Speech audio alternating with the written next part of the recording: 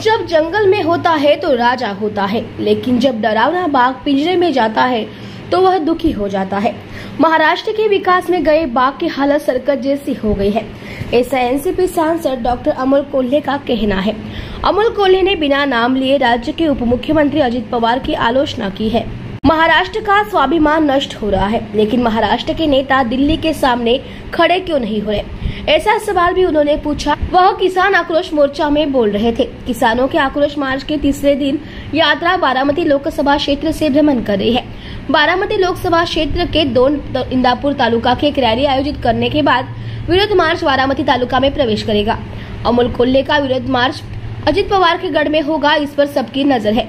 अमोल कोल्हे ने कहा है कि मीडिया का ध्यान अमोल कोल्हे के बारामती आने और वह क्या कहेंगे इस पर केंद्रित था। सब्र करो, सब्र का फल मीठा होता है।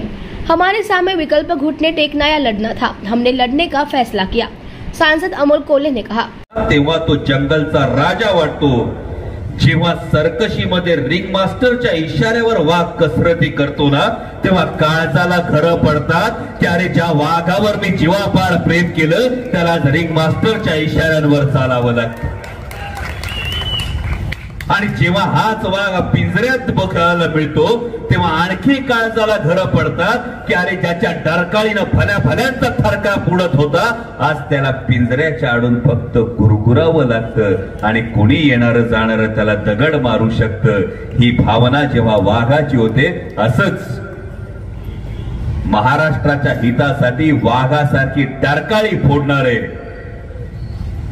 जेव्हा दिल्लीच्या इशाऱ्यावर तोंडातून शब्द काढत नाही, तेव्हा ही भावना मनात नक्की जागी होते। मी खरं तर भाषणाची सुरुवात करताना विकाजी तुम्ही म्हणालात तशी मला धास्ती वाटली, तुम्ही म्हणालात मी पुन्हा येईन।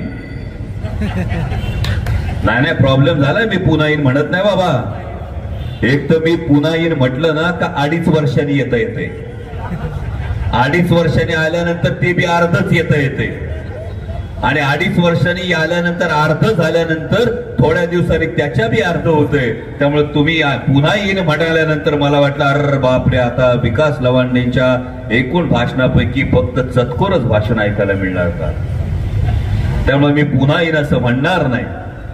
पण बारामतीमध्ये आल्यापासून अगदी सुरुवातीपासून आपण ज्या उत्स्फूर्ततेने स्वागत केलं त्याबद्दल मी मनापासून तुमचा ऋणी आहे। मगाशी ताई बोलत होत्या तेव्हा ताईने अर्धसत्य सांगितलं तुम्हाला।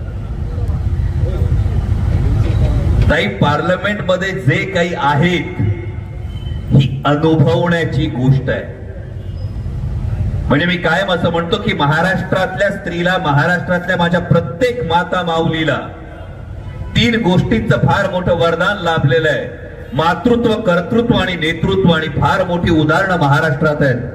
मातृत्व कसं असावं तर राष्ट्रमाता जिजाऊ माँसाहेबांसारखं असावं, कर्तृत्व कसं असावं तर क्रांतीज्योती सावित्रीबाई फुलेंसारखं असावं, आणि नेतृत्व कसं असावं तर पुण्यश्लोक अहिल्याबाई होळकरांसारखं असावं। आणि जेव्हा सुप्रियाताईंना पार्लमेंटमध्ये वावरताना रणरागिणीसारखं कडारताना पाहतो तेव्हा मातृत्व, नेतृत्व आणि कर्तृत्वाचा हा महाराष्ट्राचा वसा आणि वारसा समर्थ हातामध्ये आहे याची पुरेपूर खात्री पटत असते। आणि म्हणून जेव्हा 2 पर्याय निवडायचे होते, हे खूप कमी ठिकाणी सांगितले, 2 पर्याय होते ज्या मधल्या काळातल्या घडामोडी झाल्या। या पर्यायानंतर 2 पर्याय होते। एक म्हणजे दडपशाही समोर गुडघे टेकण्याचा पर्याय होता। जर दडपशाही समोर गुडघे टेकले असते तर नक्की फायदा झाला असता, दडपशाही समोर गुडघे टेकले असते तर नक्की स्वार्थ साधला गेला असता।